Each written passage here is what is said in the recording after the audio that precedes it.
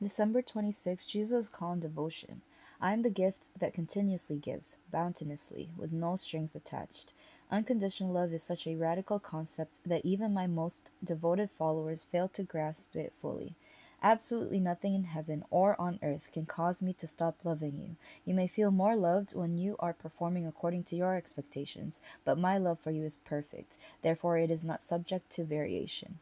What does vary is your awareness of my loving presence. When you are dissatisfied with your behavior, you tend to feel unworthy of my love. You may unconsciously punish yourself by withdrawing from me and attributing the distance between us to my displeasure. Instead of returning to me and receiving my love, you attempt to earn my approval by trying harder.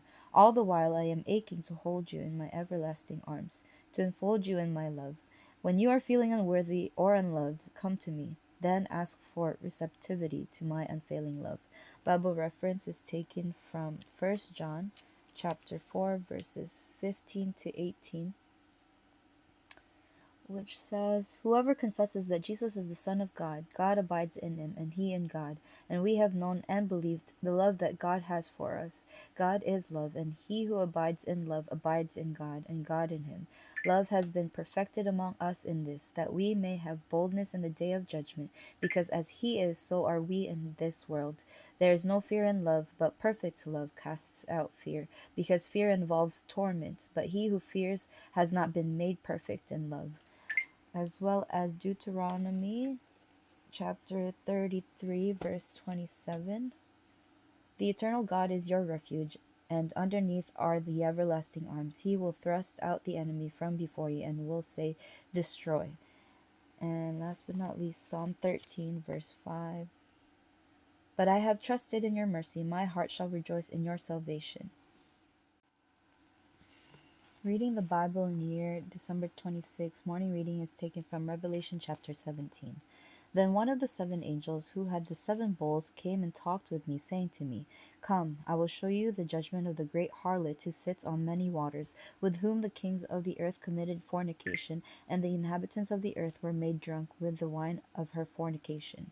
So he carried me away in the spirit into the wilderness, and I saw a woman sitting on a scarlet beast, which was full of names of blasphemy, having 7 heads and 10 horns. The woman was arrayed in purple and scarlet, and adorned with gold and precious stones and pearls, having in her hand a golden cup full of abominations and the filthiness of her fornication.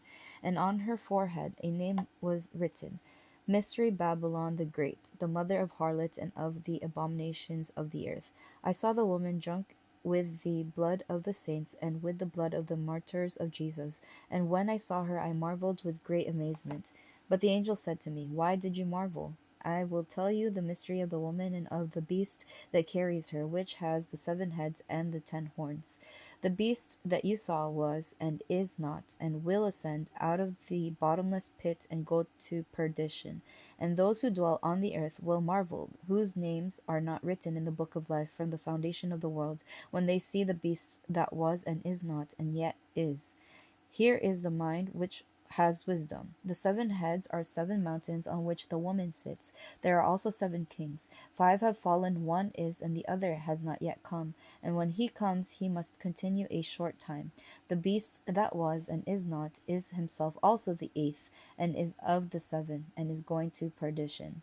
The 10 horns which you saw are 10 kings who have received no kingdom as yet, but they receive authority for 1 hour as kings with the beast. These are of one mind, and they will give their power and authority to the beast. These will make war with the Lamb, and the Lamb will overcome them, for he is Lord of lords and King of kings, and those who are with him are called chosen and faithful.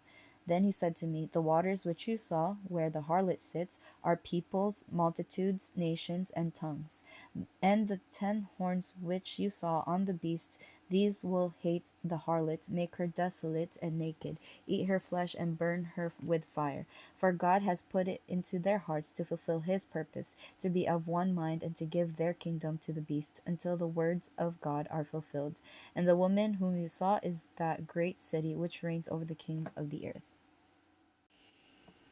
Reading the Bible in the year December 26, evening reading is taken from the book of Haggai, Chapter 1. In the second year of King Darius, in the 6th month, on the first day of the month, and the word of the Lord came by Haggai the prophet to Zerubbabel the son of Shealtiel, governor of Judah, and to Joshua the son of Jehozadak the high priest, saying, Thus speaks the Lord of hosts, saying, This people says, The time has not come, the time that the Lord's house should be built.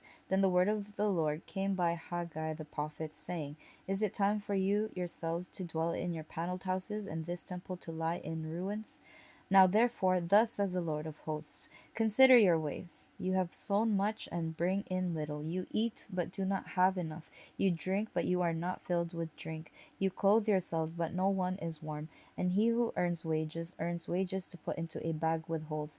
Thus says the Lord of hosts, Consider your ways. Go up to the mountains and bring wood and build the temple, that I may take pleasure in it and be glorified, says the Lord. You looked for much, but indeed it came too little, and when you brought it home, I blew it away. Why? Says the Lord of hosts. Because of my house that is in ruins, while every one of you runs to his own house. Therefore the heavens above you withhold the dew, and the earth withholds its fruits.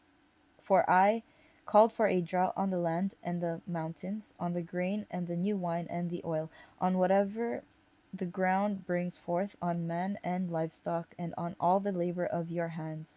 Then Zerubbabel the son of Shealtiel and Joshua the son of Jo Jehozadak the high priest, with all the remnants of the people, obeyed the voice of the Lord their God, and the words of Haggai the prophet, as the Lord their God had sent him, and the people feared the presence of the Lord.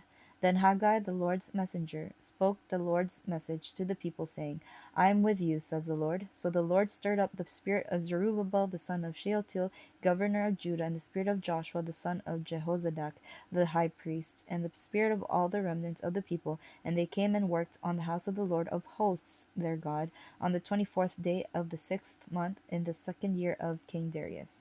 Chapter 2. In the 7th month, on the 21st of the month, the word of the Lord came by Haggai the prophet, saying, Speak now to Zerubbabel the son of Shealtiel, governor of Judah, and to Joshua the son of Jehozadak, the high priest, and to the remnant of the people, saying, Who is left among you who saw this temple in its former glory? And how do you see it now? In comparison with it, is this not in your eyes as nothing?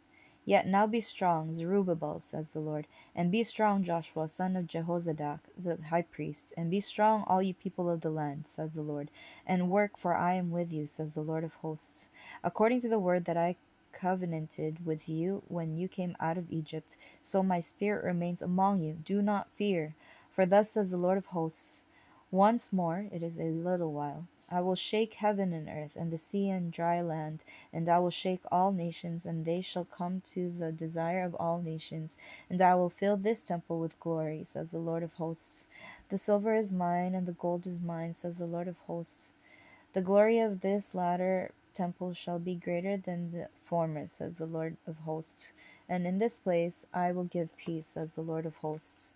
On the 24th day of the 9th month, in the 2nd year of Darius, the word of the Lord came by Haggai the prophet, saying, Thus says the Lord of hosts, Now ask the priests concerning the law, saying, If one carries holy meat in the fold of his garment, and with the edge he touches bread or stew, wine or oil, or any food, will it become holy?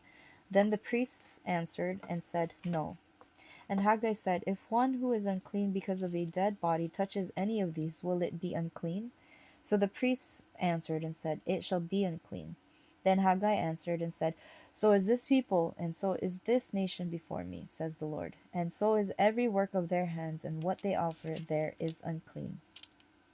And now carefully consider from this day forward, from before stone was laid upon stone in the temple of the Lord, since those days when one came to a heap of 20 ephahs, there were about 10, when one came to the wine vat to draw out 50 baths from the from the press, there were but 20. I struck you with a blight and mildew and hail in all the labors of your hands. Yet you did not turn to me, says the Lord. Consider now from this day forward, from the 24th day of the 9th month, from the day that the foundation of the Lord's temple was laid, consider it, is the seed still in the barn? As yet the vine, the fig tree, the pomegranate, and the olive tree have not yielded fruit, but from this day I will bless you. And again the word of the Lord came to Haggai in the 24th day of the month, saying, Speak to Zerubbabel, governor of Judah, saying, I will shake heaven and earth. I will overthrow the throne of kingdoms. I will destroy the strength of the Gentile kingdoms. I will overthrow the chariots and those who ride in them. The horses and their riders shall come down, every one by the sword of his brother. In that day, says the Lord of hosts, I will take you, Zerubbabel, my servant, the son of Shealtiel, says the Lord, and will make you like a signet ring, for I have chosen you, says the Lord of hosts.